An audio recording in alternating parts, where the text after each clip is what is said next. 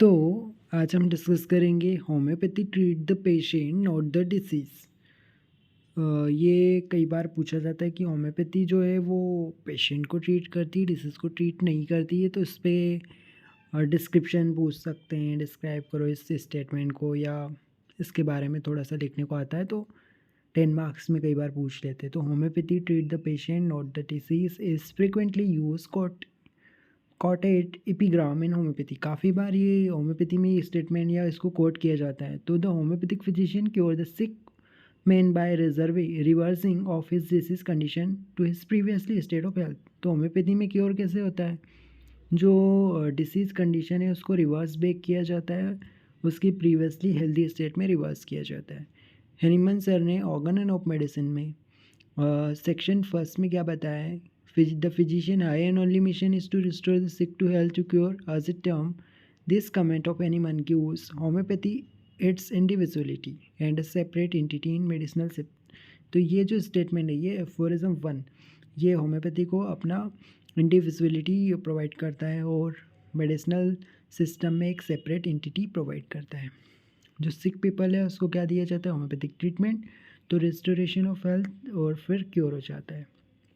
अब इस जो हमने कोटेशन पढ़ा था कि homeopathy treat the patient not the disease, इसको डिस्कस करते हैं। तो पहला क्या है? पेशेंट एंड डिसीज़ को जानते हैं। Patient is a person having manifestation of some morbid symptoms. On the other hand disease is a nomenclature of morbid syndrome. तो डिसीज़ क्या है? उसमें मॉर्बिड सिम्टम्स रहेंगे। और पेशेंट क्या है? पेशेंट एक ऐसा पर्सन है जिस having a manifestation of some morbid symptoms, जिसके अंदर मॉर्बिड सिम्टम्स के मैनिफेस्टेशन रहेंगे। ठीक है। There is a tendency to treat the disease by its name without considering the patient. तो ज़्यादातर लोगों की टेंडेंसी क्या रहती है कि वो डिसीज़ को नेम के बेस पे ट्रीट करते हैं। Doctor Hahnemann was the first who raised his voice against such a way of treatment and stabilized the treatment of the patient on the basis of holistic and individualistic approach of the disease following the law of similia. तो any man sir ने इसके खिलाफ आवाज़ उठाई, उन्होंने holistic approach को follow किया, individualistic approach को अपनाया, लॉ ऑफ सिमिलिया वाली अप्रोच को सबसे पहले एनिमन सर लाए। अब दूसरा पॉइंट इसका देखते हैं, individualistic and holistic approach of treatment क्या है? Hahnemann and his disciples after a long experiment and observation concluded that for the cure of disease no single symptom was sufficient, but it was only by studying the whole man cure of the disease in the individual is possible. तो एक single symptom को ठीक करना cure नहीं होता, as a whole ठीक करना cure होता है। उसी को क्या कहते हैं? Holistic approach of treatment. Homeopathy accept the concept of biological whole, so it tries to treat the patient as a whole, not particular disease part. तो होलिस्टिक मतलब एज अ होल बॉडी को ठीक करना होता है, इनर मैन को ठीक करना होता है। यहाँ पे पर्टिकुलर पार्ट को ठीक नहीं किया जाता। It is necessary to individualise each case. ठीक है। तीसरा पॉइंट क्या है? Treatment on the basis of totality of symptom. तो the homeopathic physician must try to find out the totality of symptoms of the patient whatever may be the clinical diagnosis. The treatment must be based on sign and symptom which are sole guide for the selection of medicine. तो sign symptom ही soul guide होता है selection of remedy में। तो totality of symptoms को लेना है। Physician must give attention to the symptom which are striking, peculiar and characteristic to the patient, giving less importance to the symptom common to the disease. अब इसमें अगला point आता है कि homeopathic approach of the treatment of disease are based on the following concept. जैसे इसमें 3 concept हैं। पहला है होलिस्टिक कॉन्सेप्ट ऑफ डिसीज, दूसरा है होलिस्टिक कॉन्सेप्ट ऑफ क्योर, और तीसरा है कॉन्सेप्ट ऑफ इंडिविजुअलाइजेशन। तो होलिस्टिक कॉन्सेप्ट ऑफ डिसीज क्या है?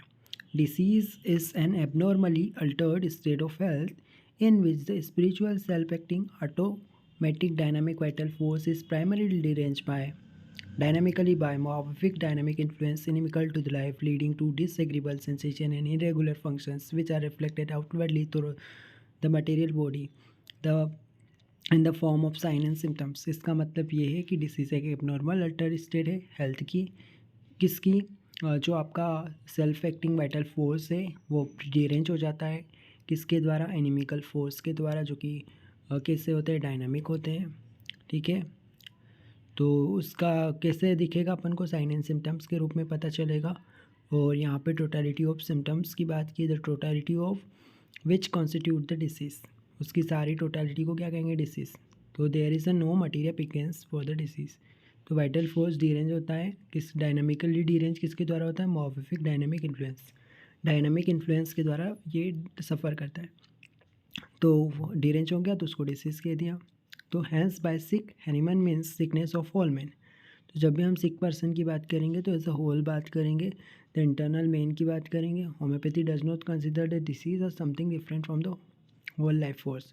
The derangement of vital force is term as a sickness. Derangement of vital force को ही क्या कहते हैं? सिकनेस कहते हैं। डॉक्टर केंट ने होम्योपैथिक फिलोसफी में बताया कि it is a man that is a sick and to be restored to health, not his body not his tissue. तो हमें रिस्टोर किसको करना है? मेन को, ना कि उसकी बॉडी को, ना ही उसके टिश्यूज़ को। डॉक्टर केन ने फर्दर कहा है, the tissue could not show sick unless something prior to them. मतलब prior, man is prior to body, ऐसा केन बोलते हैं। तो डिरेंजमेंट जो है पहले कहाँ पे आएगा? मेन में आएगा, फिर बॉडी पे आएगा।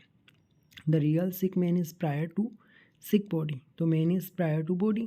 ठीक है, तो सिकनेस मीन्स डिसीज़ है, और सिक क्या है? Disease person as a whole याद रखना है। डिसीज़ भी एज अ होल अफेक्ट करती है। Hahnemann one said there is a no disease but a sick people. In homeopathy therefore we treat the sick man not the result of sickness. इसलिए हम homeopathy में सिक person को ठीक करते हैं, ना कि उसकी सिकनेस। क्योंकि सिकनेस क्या है? डिसीज़, वो रिजल्ट है। बट सिक क्या है? वो सिक पर्सन है। ठीक है, तो sickness of the internal vital force express itself by external sign symptom. तो सिकनेस का पता किससे चलता है? एक्सटर्नल साइन सिम्टम के द्वारा, तो उनको ठीक करना होता है। अच्छा, हॉलिस्टिक कॉन्सेप्ट ऑफ क्योर क्या है?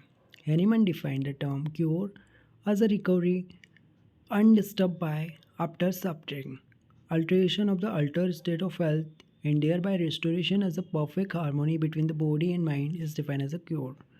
तो हॉलिस्टिक कॉन्सेप्ट ऑफ क्योर की जब हम बात करते हैं तो एनिमन सर ने क्योर को बताया कि क्योर क्या है? Recovery undisturbed by after suffering, alteration of alter state of health. जो अल्टर स्टेट है उसको अल्ट्रेट करना, वही क्योर है। रिस्टोर करना, परफेक्ट हार्मोनी बनाना, उसको क्योर कहते हैं। The concept of cure in homeopathy is based on the following fact. Cure किस पे बेस्ड है होम्योपैथी में? Restoration of dynamic balance. पहला पॉइंट है कि डायनामिक बैलेंस को रिस्टोर करना। और cure means removal of perceptible sign symptom and restoration of normal state of health. Cure relates to the case as a whole या रहता है क्योर।